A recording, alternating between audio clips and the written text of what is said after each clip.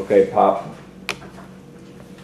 So, what were you telling us? I was telling you about one of the interesting episodes of my life at Little Creek, Virginia, which is a part of the Norfolk Naval Base complex. Little Creek has the specialty of amphibious warfare, and that involves both the Marines and the Navy. And this was one of my first early contacts with the Marines when I was in college at a Navy ROTC summer cruise in 1965. It was my second college summer, and by that time I already knew I wanted to be a Marine.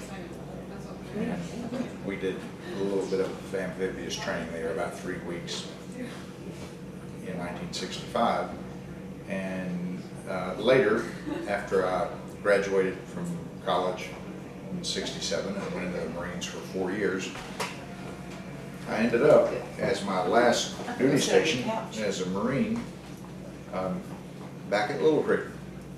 And I came back from Vietnam in 1970 in September, October. I was assigned as my next duty station at Little Creek, Virginia. I reported there in early November. And by that time, in my second tour in Vietnam, I had become interested in butterflies, partly seeing tropical butterflies whose shapes I recognized from the books I had read from the Carnegie Library as a kid when I was a butterfly collector. And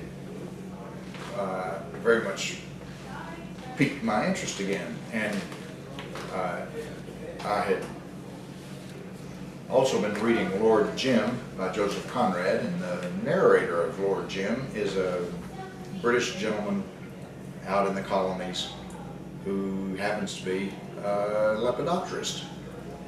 And that, I was reading that while I was in Vietnam. And I guess the combination of it all made me more actively interested again in butterflies. And just prior to that, I was also becoming more and more interested in Kentucky, since I knew I intended to resign from the Marine Corps after my 4 years was up. And I intended to come back to Paducah and join my father and grandfather in Ray Black and Son. I became more interested in things Kentucky. One of the things Kentucky is the mint julep. And I had discovered some mint. I forget now where it was that I got the mint, but it may have been simply outside the BOQ somewhere on the grounds. But I had started a terrarium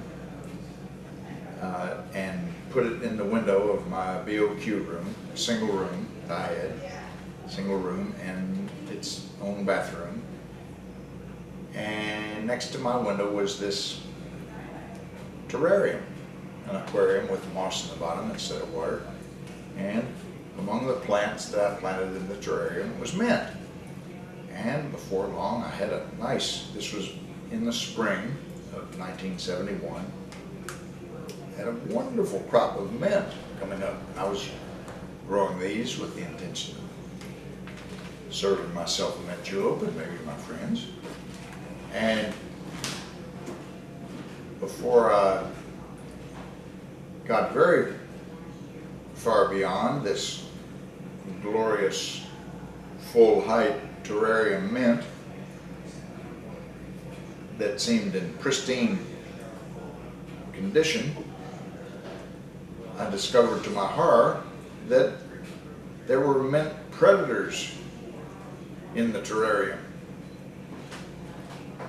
And I had a robust crop of caterpillars on the mint that were eating it up. And it took them a very short time to devour this crop that I had so carefully cultured. They were a bright green, and as I remember my mental image of them, they were probably geometric moth caterpillars. That is, inchworms. I didn't have any appreciation for what they would become. They had already become the devourers of my Kentucky crop. And I got out my scissors and I snipped every last villain in half. And the mint began to recover somewhat. I was able to have a mint julep or so before I left, but I had no more caterpillars. However, shortly after that, I began collecting butterflies and was introduced to Lieutenant Colonel Stanley Nicolai, USMC retired, and got tapped into the mainstream of butterfly collecting and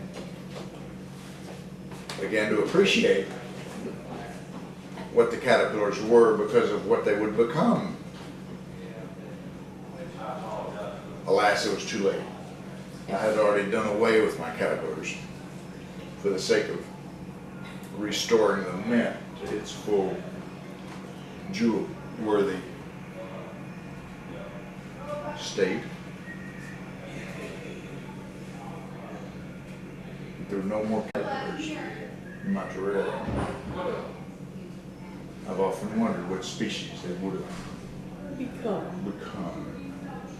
Yeah. And do you stay up nights thinking of that? No, but I have a pretty good mental image up there. Fluorescent green beauty. Thanks.